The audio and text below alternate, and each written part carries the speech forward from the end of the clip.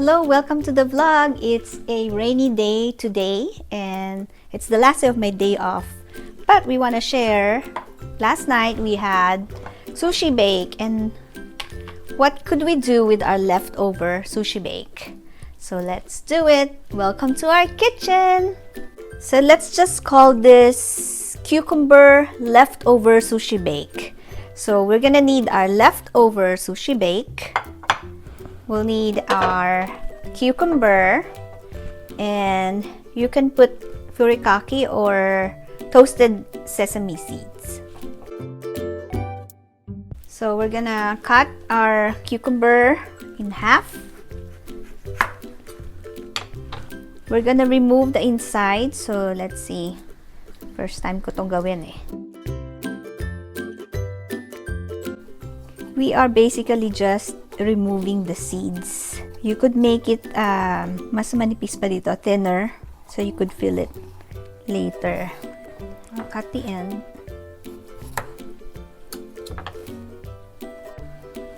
Ayan, malapit na. And so, just estimating how far I could go. Ayan. So, one down. I need one more. So, we found a tool. Ito pala dapat ang gamitin ko. So, yung juice, you could make it something for facial, or you could make a juice out of it. Or you could just throw it to your compost. So, please check our vlog on how to make the sushi bake. So, since this has all the sauce and yung inagi sauce and sriracha mayo, so just mix it all together. And then we're gonna fill it in here.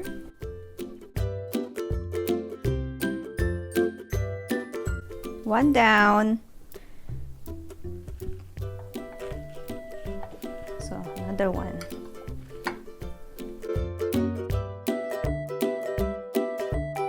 So we've got our cucumber leftover sushi bake, and we just need to cut it and serve it. Ooh, we need a sharp, remember, sharp knife.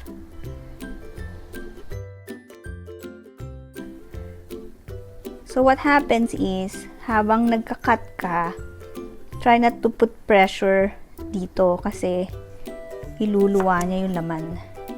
And again, you could make this thinner depending on your preference. Alam niyo, yung mga Japanese, they are perfectionist. So, makikita mo, hindi ako Japanese. It just happened, naging pantay-pantay. Pero, they are perfectionist in everything that they do.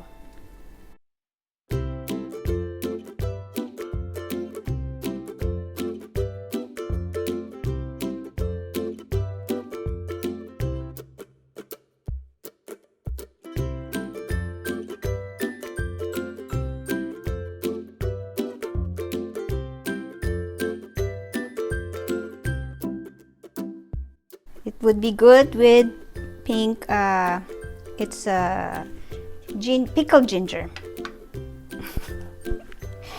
And now for just garnishing, this is what I have, pero I think it would look good kung just black sesame seeds.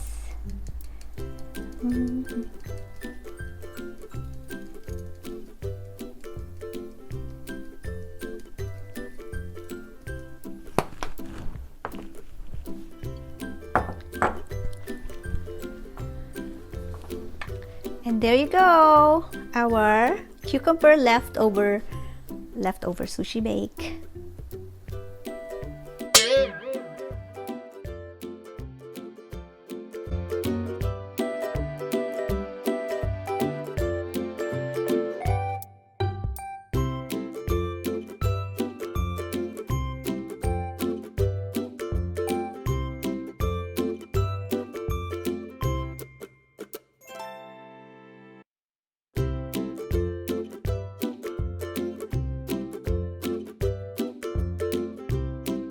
Let's try it. Hindi ako expert sa chopsticks, so ano na lang, ganito na lang.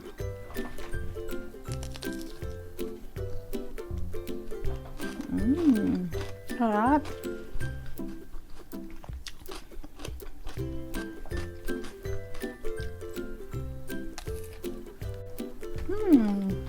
Yung sarap, pero mas healthy kesa sa sushi wrap.